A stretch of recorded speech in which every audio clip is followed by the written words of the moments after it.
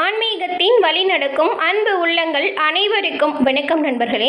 நாம் இன்னைக்கு இந்த பதிவில் நம்ம தினமும் பார்க்குற ராசி பலனில் இரண்டாவது வரக்கூடிய ரிஷபராசி அன்பர்களுக்கு இந்த மாதத்தின் கிரக நிலைகள் என்ன மாதிரியான மாற்றங்களையும் தாக்கங்களையும் உங்களுக்கு ஏற்படுத்த போகுது.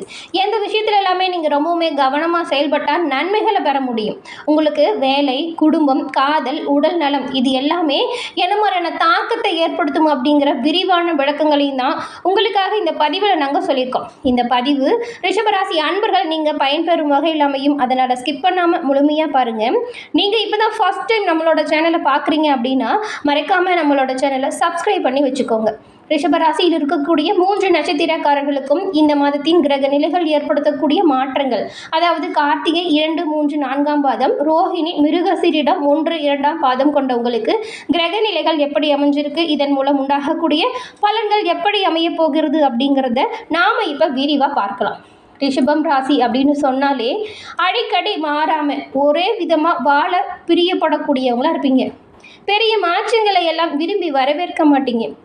எது இப்போ இருக்கோ அதுதான் நிலையானது அப்படிங்கிறத நம்பக்கூடியவங்க நீங்கள். அதே போல் ரிஷபராசி அன்பர்கள் பழகுவதற்கு ரொம்பவுமே இனிமையான நபர்களாக நீங்கள் இருப்பீங்க. ஏழை, பணக்காரன், சின்னவங்க, பெரியவங்க அப்படிங்கிற ஒரு வித்தியாசம் உங்களோட பேச்சிலையும் சரி நடவடிக்கையிலையும் சரி இருக்கவே இருக்காது. எல்லோரையுமே சமமாக போற்றி நடத்தக்கூடியவங்க.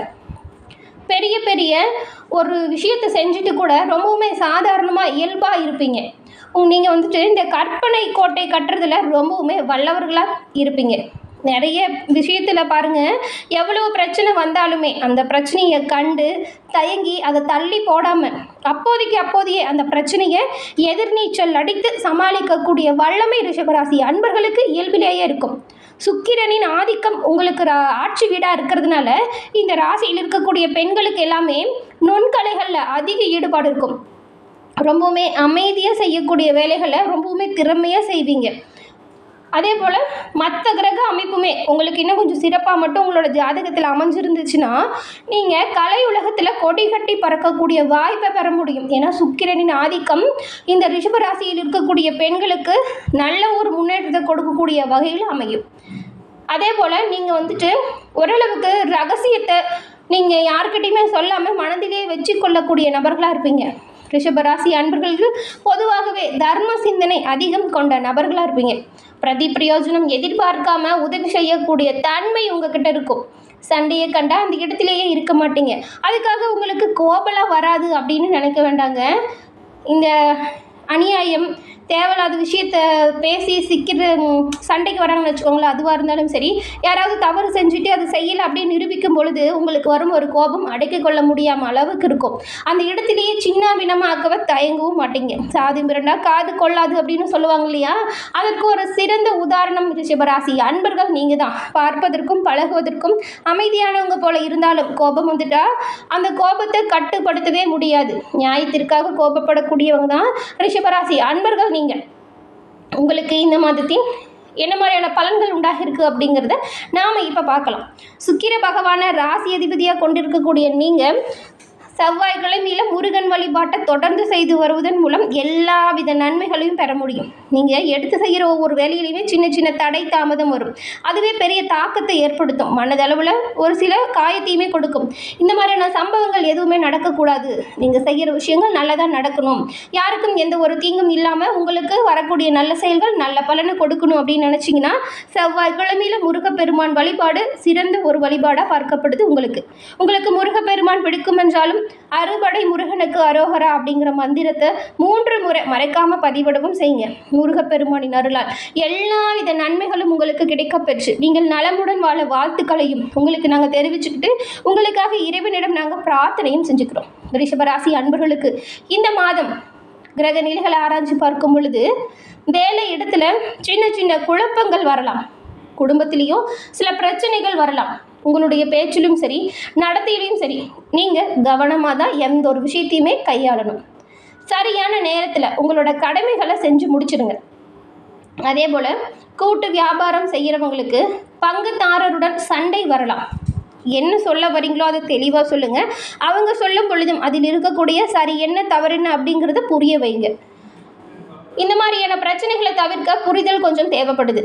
அதே போல் காதல் உறவில் சில தடைகளும் வரலாம். விட்டு கொடுத்து அனுசரித்து போகிறது நல்லது. நிலம் வீடு சம்மந்தப்பட்ட பிரச்சனை இருந்துச்சுன்னா அதை நீங்கள் முடிஞ்ச அளவுக்கு பெரிய ப்ராப்ளம் பண்ணாமல் இப்போ கோர்ட்டுக்கே போகாமல் நீங்களே பேசி தீர்த்துக்கிறது நல்லது. இல்லைன்னா கொஞ்சம் இந்த மாதிரியான கோர்ட்டு சம்மந்தப்பட்ட விஷயங்களுமே இந்த மாதம் உங்களுக்கு சில பாதிப்புகளை ஏற்படுத்தலாம். மாதத்தின் நடுப்பகுதி வரைக்குமே இந்த ரிஷபராசி அன்பர்களுக்கு கொஞ்சம் கஷ்டமான சூழ்நிலை இருக்கலாம்.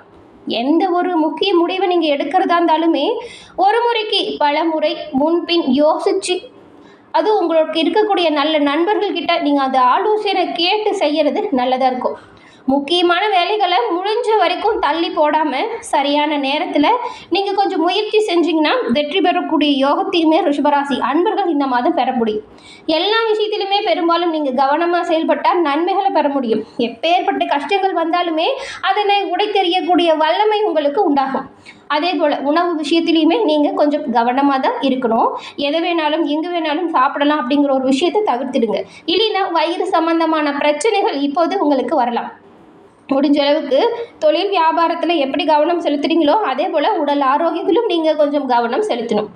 மாதத்தின் 3வது வாரத்தில் உங்களுக்கு சில நல்ல மாற்றங்கள் வரும். தடைபட்டிருந்த வேலைகள் சுறுசுறுப்பாக நடக்கும். வேலையில் உங்களுடைய மேல் அதிகாரிகள் மற்றும் உங்கள் கூட வேலை செய்கிறாங்க இல்லையா, அவங்களுடைய ஆதரவு பக்கபலமாக அமையும். குடும்ப பிரச்சனைகளை தீர்க்க உங்களுடைய நண்பர்கள் மற்றும் உறவினர்கள் உங்களுக்கு பக்கபலமாக உதவியாக இருப்பாங்க. எவ்வளவு பிரச்சனை வந்தாலுமே நீங்கள் ஆலோசனை செஞ்சு அதற்கான தீர்வை சிறந்த முறையில் எடுத்துக்காட்ட போகிறீங்க. அது மட்டும் இல்லாமல் உங்கள் கூட வேலை செய்கிறவங்களுமே உங்களுக்கு பக்கபலமாக உறுதுணையாக எல்லா விஷயத்திலுமே செயல்படுவாங்க. காதல் வாழ்க்கை சுமூகமாக கொஞ்சம் விட்டு கொடுத்து போனால் நல்லாவே இருக்கும்.